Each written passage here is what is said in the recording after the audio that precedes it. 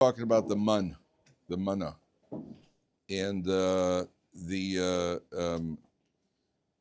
it's on page 788 from right in the middle of the page. Vehaman, about 8 lines from the top. Last word. Vehaman kizra godhu ve'eno ke'in habedolach. The man, how does he translate it? Was like a coriander seed, and its color was like the color of bedolach, which is some sort of gemstone. Now everybody knows the man could taste like anything. Anything. There are different opinions whether it also carried the texture of the thing. And it says that the Jewish people had 3 gifts. There were the clouds of glory, which are there in the merit of whom? Whose merit were the cloud? Were the Anonek over there? They're in the merit of Aaron HaKohen. And the well was there in the merit of whom? Miriam. The man was there in the merit of Moshe Rabbeinu. Now, everybody knows that Moshe Rabbeinu, of the 3 of them, each they represent Torah, Avoda, and Gemilus Chasadim.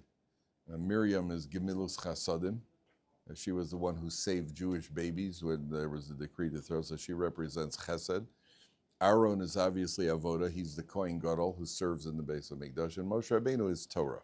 And the Torah is called Torah's Moshe. So there's no coincidence that the man falls in the merit of Moshe, which means the man is falling in the merit of Torah.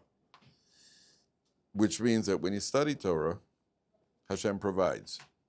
Hashem provides the same way He provides there. If we were on the high enough level, we would have man falling for us. We're not on a high enough level, but you see there are plenty of people who don't work. They study Torah and they're all surviving. And where they're getting it, and each one's got a different story. That's the miracle of man in our days. The miracle of man in our days is that people can study full time, and each one has a different story. Some are doing better financially, some struggling. Nobody's starving to death. Everybody's making it one way or another. They're making it, whether it's your father-in-law or whether it's your wife working or however people are making it, but one way or another people are making it. So the man corresponds to Torah. The idea of Torah is all wisdoms are contained in Torah. And the more Torah you learn, do you know that there's actually a source that says that if you learn Torah at a certain level, you could actually experience it as if you're eating meat. It's got the taste of meat in Torah. The satisfaction of Torah can bring the satisfaction of actual food consumption. So it's got everything in it. Torah has everything. It has the satisfaction, life. It provides satisfaction. It has all wisdoms. Torah is compared to a fig tree. Torah is compared to a fig tree. What's unique about a fig? How is a fig tree different than all other trees? And don't tell me because it grows figs. I know that. But how is a fig tree? What is unique about a fig tree compared to all other trees? It doesn't harvest at the same time. It doesn't ripen. All other trees, they ripen and there's one harvest. All the apples ripen at the same time. The fig tree, when I was a little kid, I lived in Israel, there was a fig tree outside our house. Every day you'd go up there and you'd find new figs that are ripening. They're ripening at a different time. So the Gemara compares Torah to a fig tree, that as much as you learn, you're always going to find something new in it. There's always new flavor. There are always new tastes in Torah. And therefore the man corresponds. What does it mean? The man had all tastes. The man has all tastes means that the man is symbolic of Torah, that you find all tastes, all wisdoms, everything is there in Torah. That's where the man comes in. Now, yesterday we spoke about the Moshe Rabbeinu. The people are complaining that they want food. And then Hashem says on page 790, now watch this. Hashem says to Moshe Rabbeinu, I want you to take 70 men, and I want you to share from your spirit, and I want you to pass on your spirit on these 70 men. And then look on page 792, pasuk chaf hey. It's 8 lines from the top. Vayered Hashem be'onon. Hashem comes down in a cloud. 8 lines from the top. Vayedaber elav. He speaks to Moshe. Vayotzel min haruach asher olav. And he gives over from the spirit on him. Vayitein al shivim isha zakenim. And that spirit that passes through Moshe Rabbeinu is then transmitted to the 70 elders. Vayihi kinoach aleim haruach, when the Spirit rested on them, vayisnabu velo yosafu. They prophesied, they didn't continue prophesying. Some of the commentaries say the nature of prophecy is that a novi would increase in levels. You started at one level of prophecy, and then you could get to access another level of prophecy. These 70 men, but that was as a result of constant work. These 70 men who were given prophecy at a certain level, velo yasafu, that was it. They didn't really earn it as much as being given as a gift. And so, so they, their level did not increase. Their level did not change. Question, yeah, go ahead.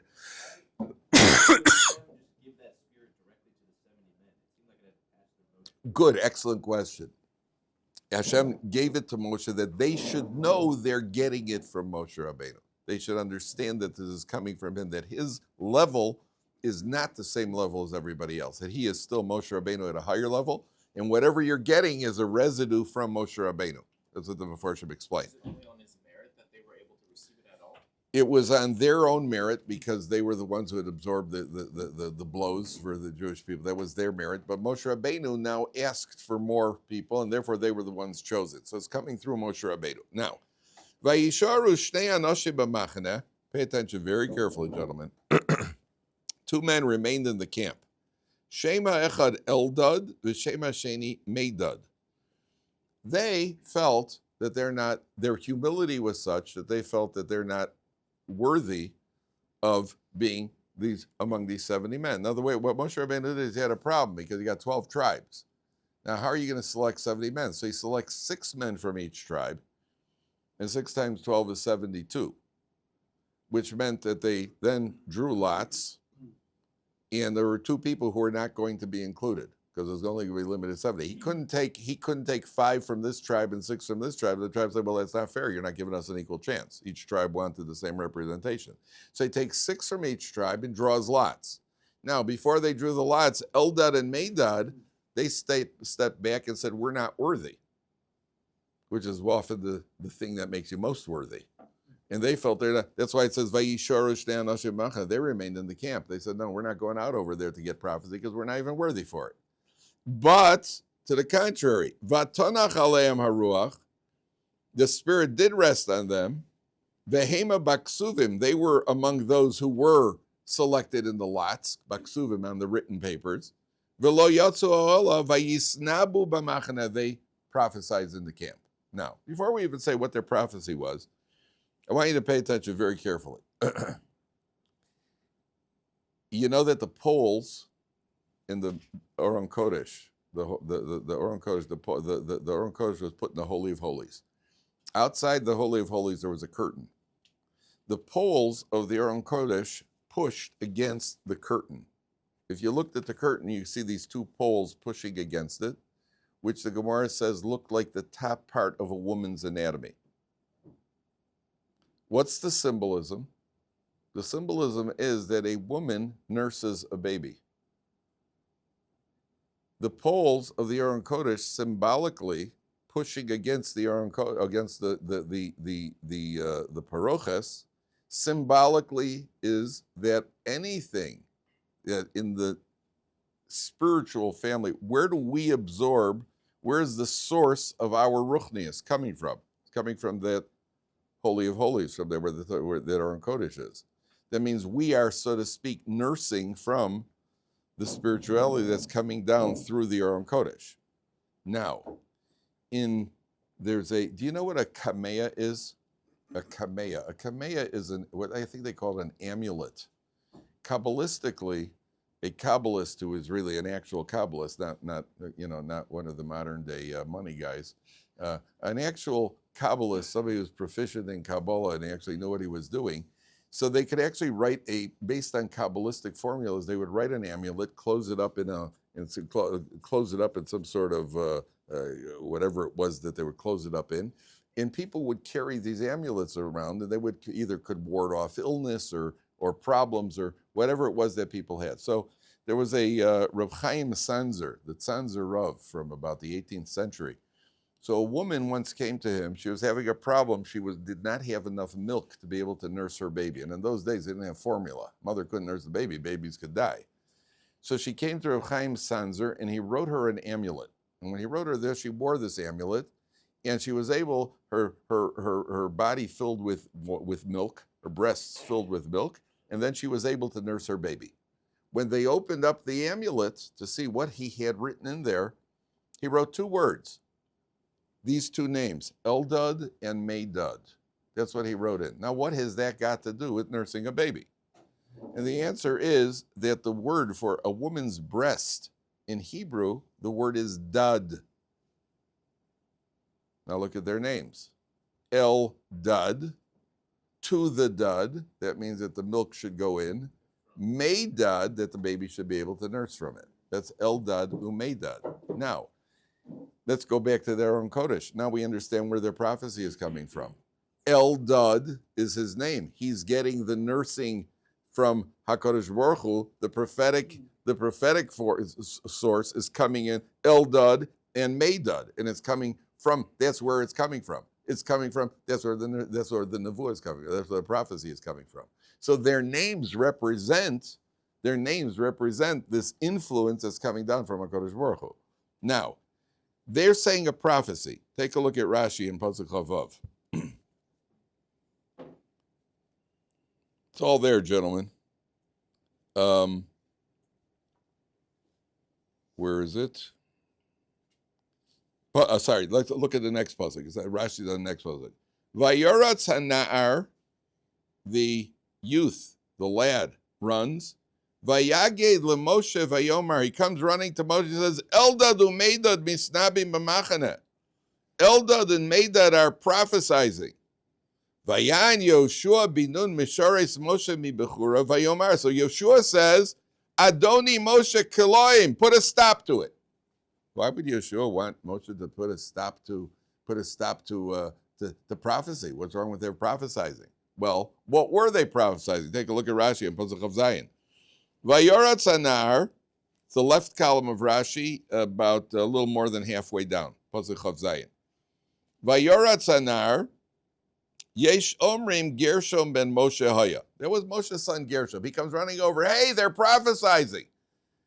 In Yoshua, then he says what the prophecy is. And Yoshua says, Moshe, put a stop to it. What was it? Kla'im. How do you put a stop to it? Hatela aleim tzorchei tzibur. Make them get involved in community service. That'll put a stop to prophecy. Vehem koli me'alem. They'll stop on their own. Well, we'll explain that in a second. Why one thing leads to the other. Davar acher. Tzneim el beis hakela. There's another pshat. Kla'im means put him in a beis hakela. Beis hakela matter here means put him in prison. Lock him up. Why? What was Yoshua upset about? Lefi shehayu misnabim. They were prophesizing Moshe mace. V'Yoshua machnisas Yisrael la'earth. They're prophesying Moshe's going to die and Yeshua's going to bring him into the land. Yeah, so Moshe's son was obviously not too happy about that. He comes running over, and then Yoshua, his prime disciple, and he says, Moshe's going to die, and Yeshua's going to take him on. Yeshua says, put a stop to that. And Yeshua doesn't want Moshe going anywhere, even though it means that Yeshua is going to take over. He's going to be the king. Prophecy that you're going to be the king. I don't want to hear that. He loves the Rebbe. I don't want the Rebbe going anywhere. So how are you going to put a stop to it? Put a stop to it by putting him into the public service. Why? Why? You ever be a gabbai of a shul? You ever been a gabbai? If you ever have nothing to do and you'd like to suffer, become a gabbai. Right? Become a gabbai. And then you'll see, when I was a gabbai for a short term, it was in my community, we had there was a rotation. And every 2 years they would pick seven other people. But they used to say about jury duty, a jury is 12 people who were too dumb to get out of jury duty. Right? So every 2 years they would pick 7 people, but a new slate to be gabbai. They'd ask for volunteers to be the gabbai. So after about 20 years in the community, I said, all right, I'll put my name on the slate. My wife said to me, what happened to you? Were you dropped on your head as a child? Why are you doing this? I said, I want to be able to work on my midos. That was I figured, I knew as a gabbai, you're going to have to do work on your midos. I lasted 10 months. After 10 months, I retired from my 2-year term. Right? Couldn't take it. All you get as a gabbai is just constant complaints, and I know very few people come over and say, "Wow, thanks.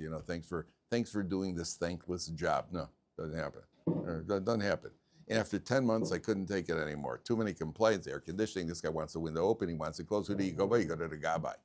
And I remember the day I quit because two guys were fighting over a window. And one of the guys came over. He says, he keeps opening the window. I want the window closed.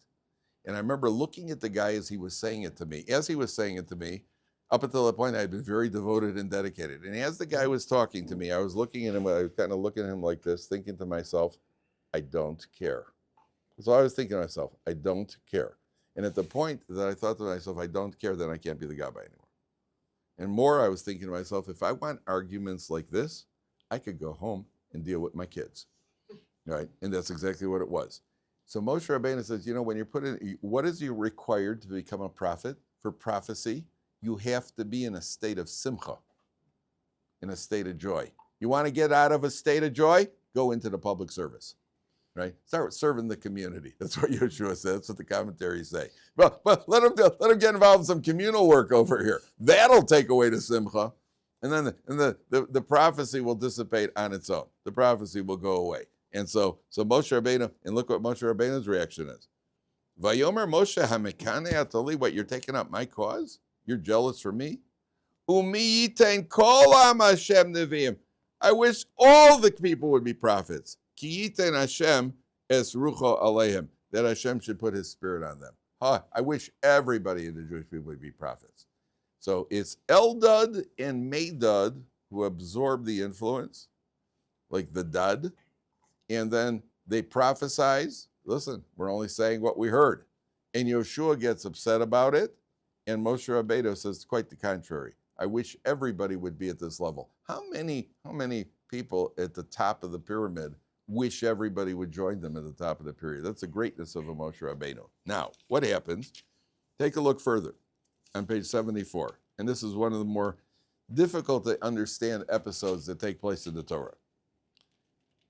Moshe Rabbeinu, when he came down from Sinai, his prophecy, his level of prophecy was different than anybody else. All other Nevi'im had to prepare themselves. They had to be in a state of purity, prepare themselves in order to get prophecy. Moshe Rabbeinu, the prophecy could come to him at any point.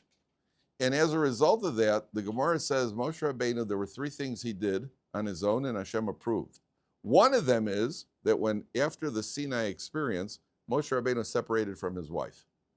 Because he said, I could be getting prophecy at any point. I can't be in a state of impurity, which comes from cohabitation, and therefore I have to separate from my wife, and HaKadosh Baruch Hu approved of it. So Moshe Rabbeinu separated from his wife the first year they were in the desert. Now, after he separates from his wife, Perik Yud Beis, Pasuk Aleph, Vatidaber Miriam ve'Aaron b'Moshe. Miriam and Aaron spoke about Moshe, al odos ha'isha hakushis asher lakach, because of the kushis that he had taken. What is a kushi, gentlemen? Kush was a nation. In that nation, they were black. So, ki isha kushis lakach, because he married a woman from Kush. But that's not true. He didn't marry a woman from Kush. He married a woman from Midian. Midian is not Kush. And therefore, Kush in this pasuk cannot mean Kushis as it normally means. It doesn't mean a Kushi. So what does Rashi say? What is the Kushi? Take a look at Rashi. It's the right column. Ha'isha hakush, 4 lines from the bottom, 5 lines from the bottom, right column. Ha'isha hakushis. Magid, this teaches us, shehakol modim biyofya. Everybody agreed about that she was beautiful. Kishem shehakol modim b'shichrus shakushi. Just like everybody agrees that a kushi is black. Nobody argues. You see a kushi, nobody's going to say, well, he's actually not. He's white. He's black. We all agree. Everybody agrees she was beautiful. Why did Moshe Rabbeinu separate? Look at the Rashi above that. Vatidaber. It's 4 lines from the top. Ein dibur b'chol makom eloloshan kasha. It's a harsh form of speech. Page 794, 4 lines to the top, right column of Rashi. It's a harsh form of speech. What was the problem? Miriam said, now go back into the pasuk, to the Torah. Vayomru, they said the following, Harak ach b'Moshe diber Hashem. Did Hashem only speak to Moshe as a prophet? Halo gambanu diber. Hashem has spoken to us.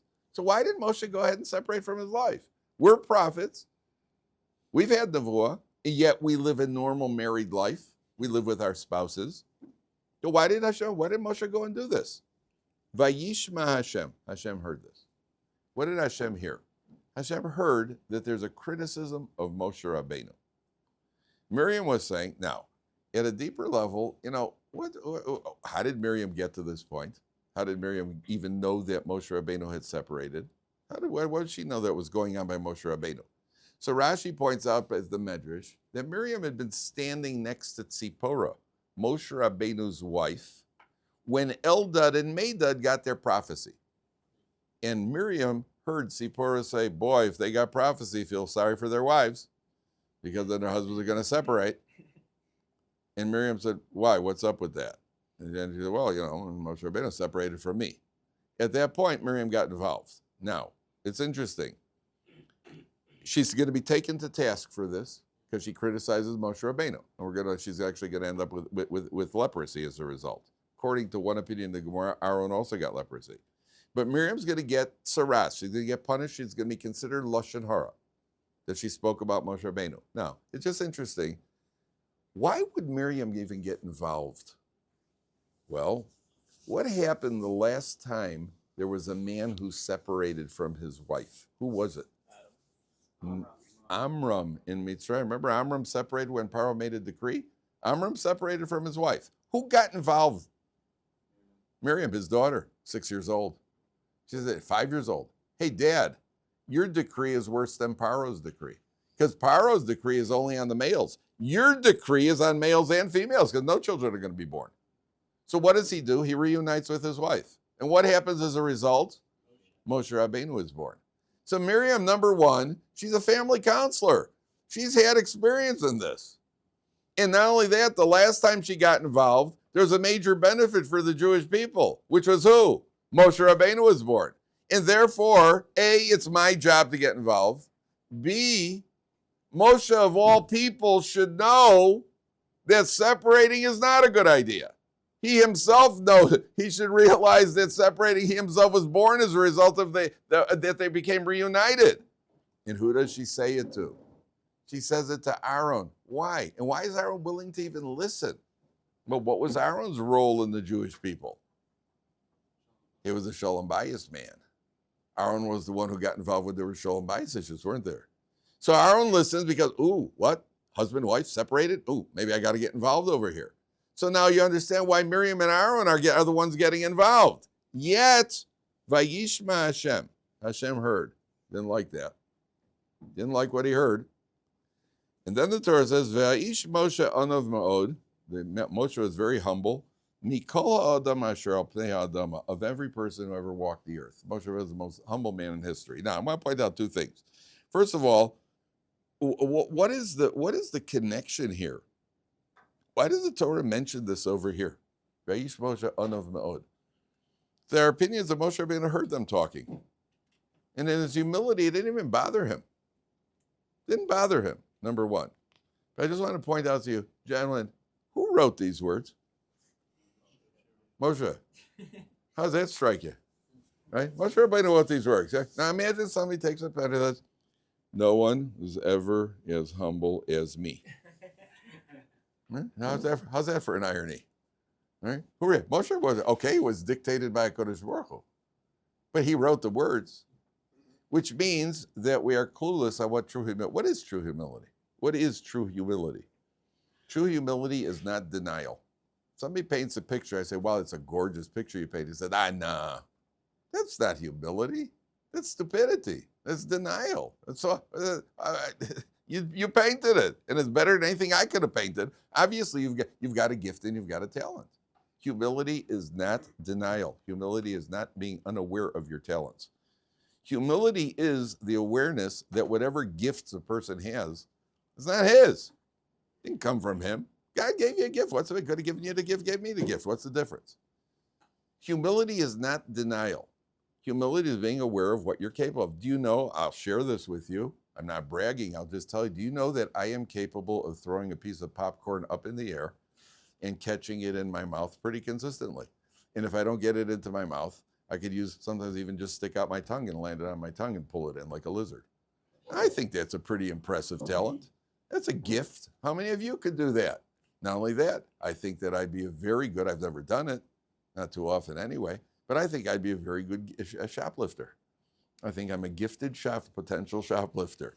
I'm not bragging. I'm just saying, I know my talents. I know my abilities. So I'll take you on popcorn anytime. Okay, but it's a gift. It's not me, it's a gift. HaKadosh Baruch Hu gave me that gift. So the same way, it says it has nothing to do with me. It's a gift. You want to take you out? I'll take you on popcorn, Binyamin, anytime, right? How high can you tell? My brother with grapes is a demon. I can't do grapes as well. And he can really get it up in the air. That's a talent. That's a gift. You never know when it'll come in useful. Maybe the circus will come to town. I don't know, make some money. At the end of the day, everybody has a talent and an ability. A humble person understands it's not me. HaKadosh Baruch Hu gave me this ability. He gave me this talent. Moshe Rabbeinu, who had the greatest connection to HaKadosh Baruch Hu, that is one of the things that leads to the humility, because then you realize what you are compared to HaKadosh Baruch Hu. What am I really? They compare it to, there's a big jug of water, and there's a little cup of water, and the big jug is laughing at the cup. Look at you, Pipsqueak. Look at me, I'm a big jug. And look at you, you're just a little cup of water. And then the two of them go for a walk together. And they end up on the seashore. And also the jug looks out at the seashore. And suddenly he's pretty humbled. Well, compared to him, but compared to it. So what am I? So if a person understands, no matter what a person has achieved, imagine what HaKadosh Baruch Hu is. What am I compared to God? So what have you achieved? What are you? Now, the problem is, most people think my any talents or abilities that I have is really me. My flaws are only temporary. And if you stop and think about individual, what flaws we have, what character flaws we have, we'd be pretty humble pretty quick. The problem is that I think of whatever I'm good at, that's really who I am. My flaws, that's only temporary, just I get angry and I'm selfish and I'm what do you call it? I'm not very intelligent. Now, that's just a temporary flaw. And Moshe Rabbeinu had the ability to think in the opposite. My flaws are really who I am. That'll humble you. My talents, my abilities, that only HaKadosh Baruch Hu gave me. That's nothing. And therefore, Torah emphasizes, Vayish Moshe Anav Mod, he's the most humble person. Moshe Rabbeinu wrote those words. Because Moshe Rabbeinu knows exactly who he is. Moshe Rabbeinu knows exactly who he is and what his abilities are. But so what? See, God gave you an ability. What are you bragging about? He gave it to you. He can take it away just as easily. And therefore, Moshe Rabbeinu, Vayish Moshe Anav Mod. So what does HaKadosh Baruch Hu do? Vayomer Hashem Pisam El Moshe Vel Aaron Vel Miriam. Hashem comes to them suddenly. He says, all three of you go out. Ooh, all of a sudden a revelation. What is Miriam and Aaron's reaction? Water. We need water. We need a mikveh real quick because we're tamei right now. We're about to get Hashem's revelation. That's exactly Hashem's proving the point. That's Hashem proving the point. Moshe Rabbeinu doesn't need it because he's separated from his wife. Now you understand why Moshe Rabbeinu separated? He's separated from his wife because of this possibility, which he's always getting, and you're not. And HaKadosh comes suddenly, and now they're all of a sudden in a panic. Whoa, water, water, water. We need water. That's exactly why he comes suddenly. And they go out to Old Moed. Vayered Hashem ba'amud anan vayamod pesach oel vayikra Aaron and Miriam vayetzu shem. Hashem summons out Aaron and Miriam. He said, come out, guys. Vayomer shimuna dvarai. Listen to what I have to say. If somebody's a prophet, I appeared to him in a vision. I appeared to him in a dream. Lo chein avdi Moshe b'chol beisi ne'emanhu. He is the most loyal in my entire household. Pe el pe adaber bo. I speak to him mouth to mouth, which is obviously an allusion to intimacy. Umare velo bechidos. I show him a clear vision, not some sort of, how does he translate it? A clear, not in riddles. Utmunas Hashem yabit. In other words, he's at a different level of prophecy. Umadua lo yeresem ledaber be'avdi. How were you not afraid to speak against my servant Moshe? That means the ultimate compliment of Moshe Rabbeinu is not even that he's humble. What's the ultimate compliment that the Torah uses to describe Moshe? Twice. Avdi, he's my servant. He's the loyal servant of HaKadosh Baruch Hu. There's nobody as loyal. The servant, what is that? Why is that a compliment to be called the servant? The Eved. Because an Eved, what's that? Puts trust. Now, he puts total trust in his Eved. The Eved has complete negates himself to the master. What is a slave? A slave has absolutely no rights. When you owned a slave, back in the days of slavery, when you owned a slave has no rights. The closest thing we have to that today is what? No, marriage. The closest thing we have is marriage, right? Okay, you have no rights. A slave has no rights. Moshe Rabbeinu, a Jew serving God, sees himself as whatever the master wants. That's what I have to do.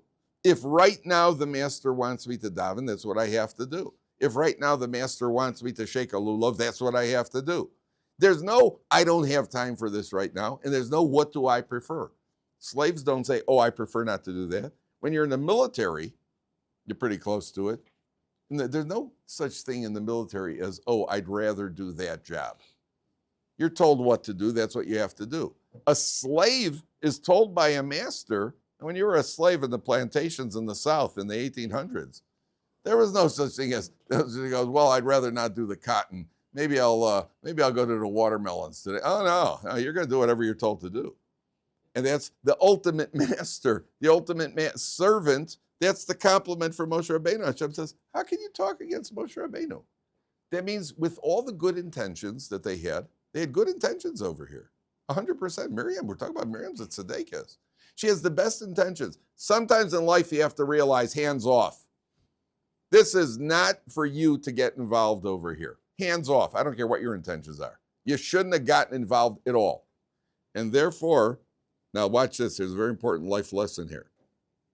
Look at the next pasuk. Vayichar af Hashem bam vayelach. Hashem gets angry and the divine presence parts. Notice something's a little bit out of order here? Notice something's a little out of order? Well, up until now when Hashem spoke to them. Again, anger, describing Hashem as metaphoric. When did the anger kick in? When did the anger? After? What's the lesson? For us. What's the lesson for us? Don't speak out of anger. Correct. When you castigate somebody, don't do it out of anger. Say your point. You have to make your point. If you get angry, looks like you're personally involved. You get angry afterwards. That means sometimes you have to take your kid, you're raising your family or your wife or whoever it is that don't talk out of anger. Don't talk out of anger because then you're not even allowed to. If you're angry, that means you're out of control. Sometimes you have the irony, somebody yelling at his family members to stop yelling. Stop that yelling. And there you are yelling. I was on a bus the other day and a guy started yelling at yeshiva guys because they pushed. There were some yeshiva guys, they kind of cut the line. So this guy got on the bus and he just really went off on them. He goes, how are you yeshiva guys are yelling? What kind of behavior is that? Is that how people are supposed to behave? And another guy says to him on the bus, says, well, you're yelling. And then the guy sat down, and even his own wife, I was sitting right there. I didn't say anything. I was just sitting there enjoying the show. And then the guy sits down, and his wife says, "What's wrong with you?" I knew what was wrong with him. What was wrong with him is that he had it in for yeshiva guys, and I was just looking for his excuse to unload on yeshiva guys. That was clear. They didn't do anything. They even didn't do anything wrong. He didn't see that they had gotten there first. Actually, they actually cut the line. But he was going off on them. And he actually something else. My wife has always said, when somebody becomes disproportionately upset about a situation, that means it's not what's really bothering them. If somebody gets disproportionately upset because somebody forgot to put the cap on the toothpaste, and they went off on somebody, oh, you can't tap the toothpaste, something else is bothering. That means the market is down. The stock market's down. That's what's really bothering him. And he finally found a cap on the toothpaste. Or somebody ate the last piece of pie. That's why he's going off on the toothpaste. He's disproportionately upset. That's a rule in life. But here you learn, if you want your words to be heard, there's a pasuk that says Divrei chachamim b'nachas nishmoyim. Wise people are listened to when they speak gently. And if you speak out of anger, people are so distracted by the anger, they're not going to hear what you really have to say. The easiest thing to say to a teenager, listen, I told you that if you drive above the speed limit, that you're going to be, what's it called when the father puts you on, what's it called? No, what, huh? Grounded, that's the word, yeah, grounded. Why is it that you guys know that word? So your father says, yeah, I've told you that if you drive above the speed limit, you're going to be grounded, and you actually, you were, 67 miles above the speed limit, so you're grounded for 6 months. And very gently, very calmly. And then they understand. You got what's to do? Why do you have to yell it? What do you have to yell for? He heard it, and he knows it, because he's not going to have it. Do you know that Rabbi Chaim Kanievsky, when he was raising his family, they asked his kids, did your father punish you? He said, oh yeah, he was a regular father. So one of the examples one of his sons gave, he said that every Friday night there would be a Shalom Zachar.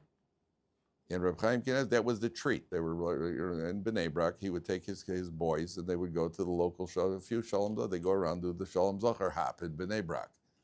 And he said they got to one Shalom Zachar, and a man came to Reb Chaim Kanievsky, and he presented a Torah idea to Reb Chaim Kanievsky, who knew the basic entirety of Torah.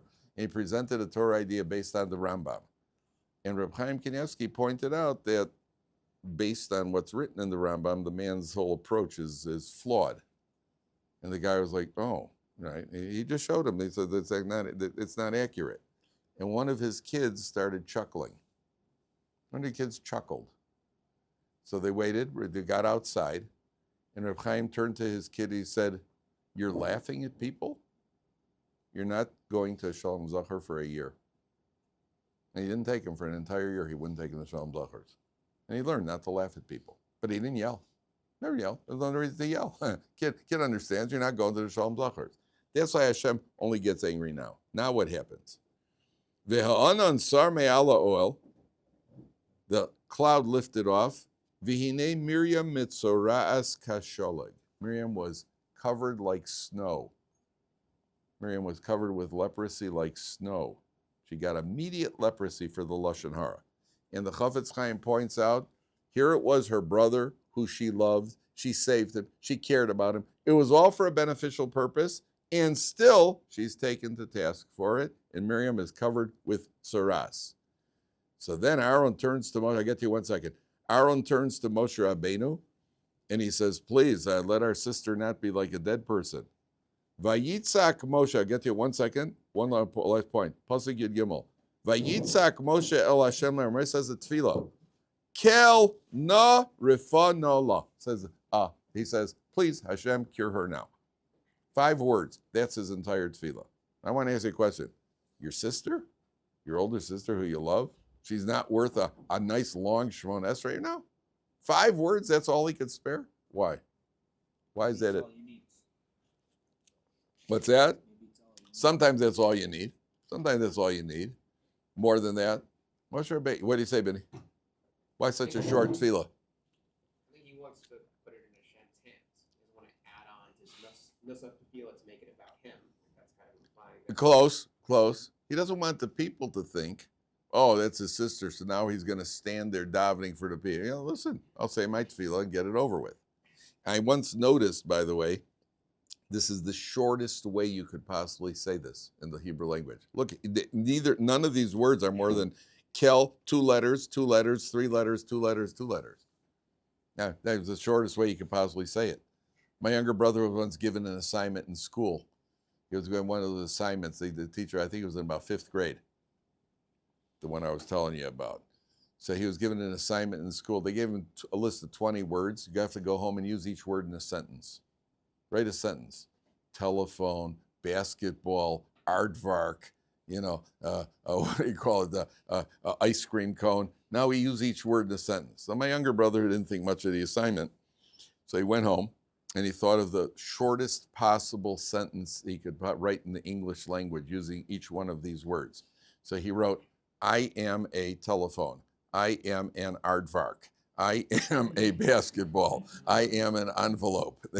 And he handed it, and the teacher was not amused. My parents were amused. Teacher wasn't amused. Right? He didn't think about it. And he did exactly what you're at. You use a sentence. So he wrote a sentence.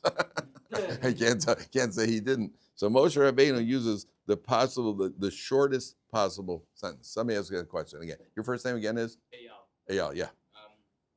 You mentioned that in the Gemara it says that Aaron may have had tzras also. I guess my question is, why does it even say that Aaron turned to Miriam? Why does that say? Why can't it just say that? Like Miriam just had tzras. It says Aaron turned to Miriam, and she was a Take a look at Rashi. Good question. Take a look at Rashi. Where is it?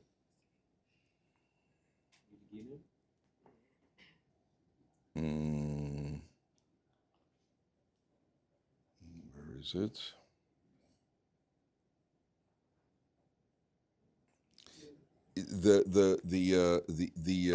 I think the Gemara says, if I'm not right, Vayifen Aaron, he turned from his saras.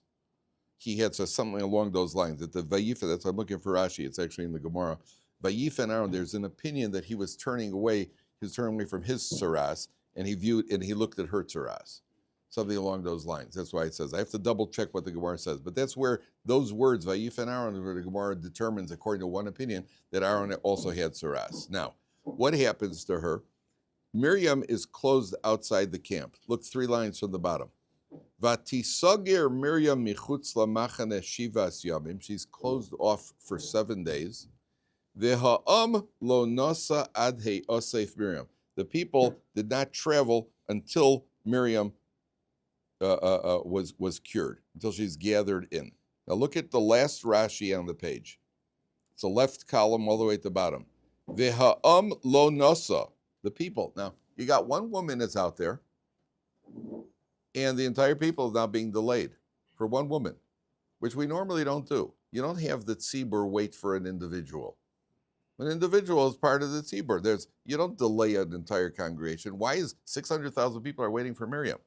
Take a look at Rashi. Zeh hakovod cholok lo hamakom.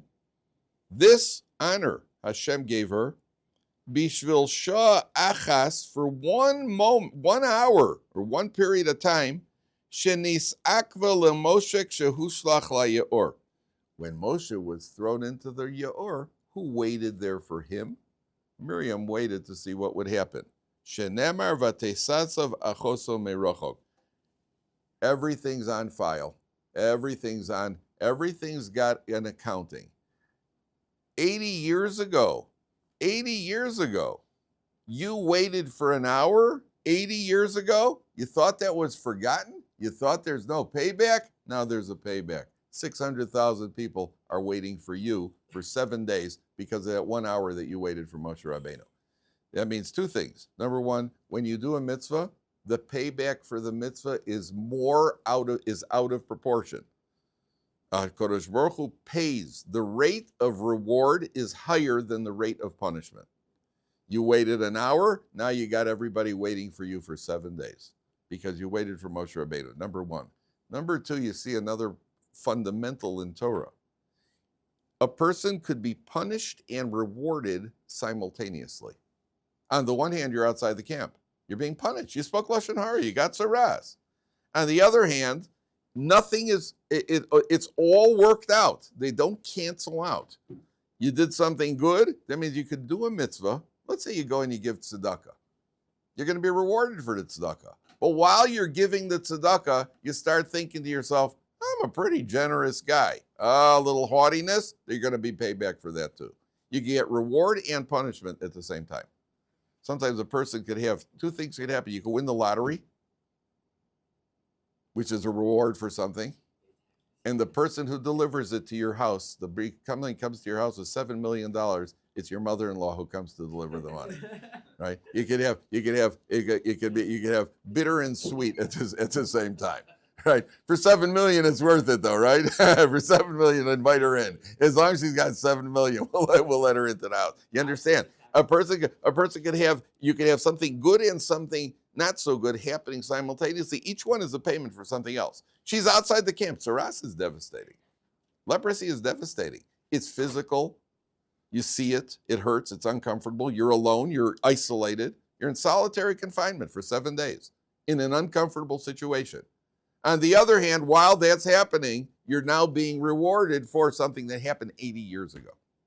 Everything's on file, gentlemen. All right.